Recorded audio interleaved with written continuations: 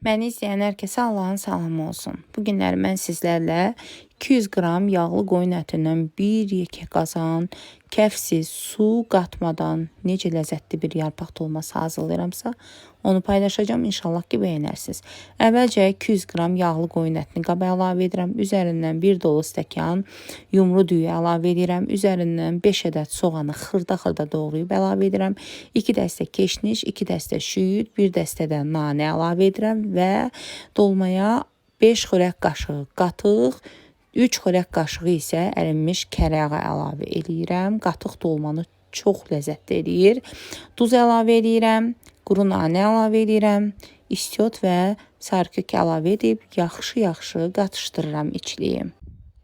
Qatıq dolmaya bir daha deyirəm, o qədər gözəl, ləzzətli bir dad verir ki, möhtəşəm olur da, yəni mütləq sınamağınızı tövsiyə edirəm sizə. Və içliyim hazır oldu. Ondan sonra yarpaqlarımı bir buğum təzə yarpaqdan istifadə eləmişəm. Qaynar suyun içinə salıb çıxartmışam. Baxın, heç qaynatmamışam. Yarpaqların yarısı yaşıl qalıb və belə deyim də, bu bir növ yalançı dolma kimi gedir də. Çünki içində ancaq yağlı, biraz quyruq kimi bir qoyun ətidir də. Ona görə onu toppuş-toppuş bükmək lazımdır ki, yəni sıx və biraz toppuş bükmək lazımdır ki, içində soğan da əriyəcək, yağ da əriyəcək, göyərti də əriyəcək. Onda dolmalar belə nazik görünməsin də, yəni öz şaxlığını itirməsin və hamısını eyni qaydada bükdüm. Dolmaları bükdükdən sonra qazana yığıram və ən əsası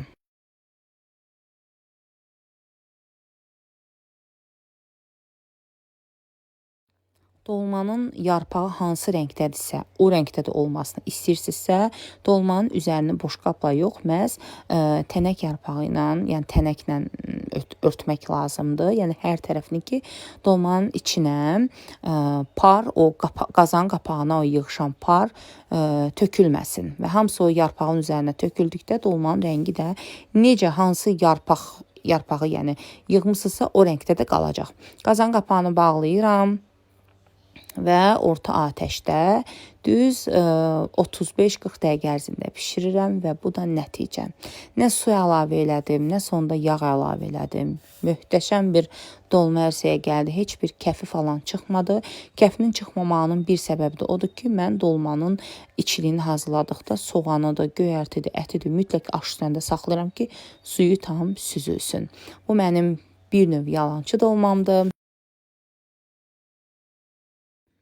Amma yalançı da olsa, doğruçu da olsa dadı dəhşət ləzzətlidir. İnanın, o qədər dadlıdır ki, elə biləcəksiniz ki, 1 kilo, 2 kilo ətin dolmasını bükmüsünüz. Mütləq hazırlayın, tövsiyə eləyirəm.